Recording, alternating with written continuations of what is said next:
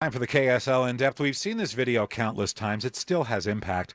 Police body camera caught the moment an officer lost his cool and arrested university hospital nurse Alex Wubbels. No, we're done, sir. Hey, we're done, sir. I had administrative. Today, Salt Lake City's mayor stepped up to the microphone to announce the results of 2 investigations into the actions of the officers. Well, we carried that news conference live right here at the start of this show. But by the time it was over, about 20 minutes later, we were scratching our heads. Thankfully, KSL reporter Brianna Bodily was at the news conference and is joining us live in the studio to break this all down. What was the upshot of this? What did these reports say? Okay, so there are 2 different reports. There's the internal affairs investigation. They came up with 6 for one officer and 5 for another. Basically, they said, yes, we agree with these allegations. Now, the other one, the Citizens Review Board, they came up with 3 and 1, and I can go into both. Now, the concern here is that they believe the officers did not follow specific protocols that they put into place or policies. One of those is that when an officer gets too upset, there's a code 909. When another officer comes up and says, let me take over, you can step back, get control of yourself again.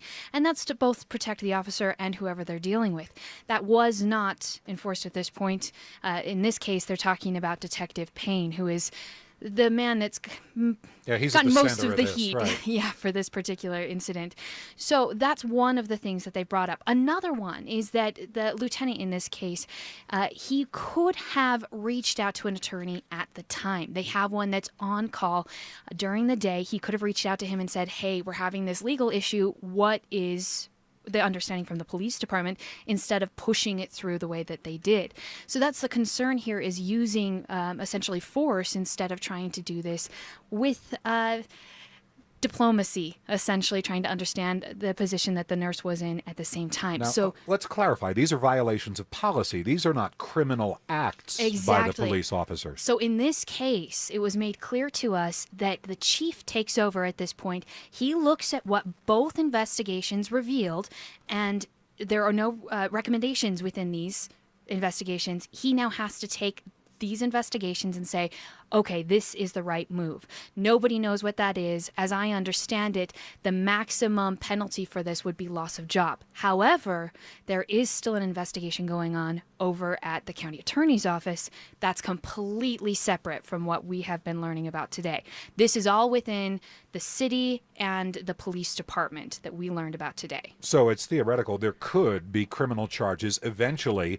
There could be a firing eventually, because it's up to Chief Mike Brown. Exactly. So now we have to wait 20 days. That's how long the officers have to say, okay, this makes sense, or no, this is not right.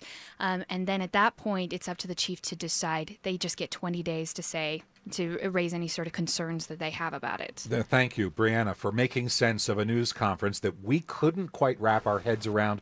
But that's in the past now. You've investigated the documents, and I appreciate you explaining. So many documents. Right? Brianna Bodily, live. You've been listening to The In-Depth.